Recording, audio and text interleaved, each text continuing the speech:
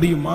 அவனுடைய வாழ்க்கையிலே நடந்த சூழ்நிலைகள் எல்லாம் அது ஆகும் என்று சொல்லுவதற்கு வாய்ப்பே இல்லை. இது எப்படி ஆக போகிறது?